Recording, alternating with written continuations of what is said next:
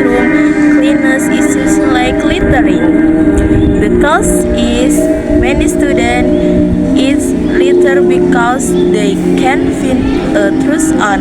The effect is the environment becomes dirty, can produce unpleasant odors, and is uncomfortable.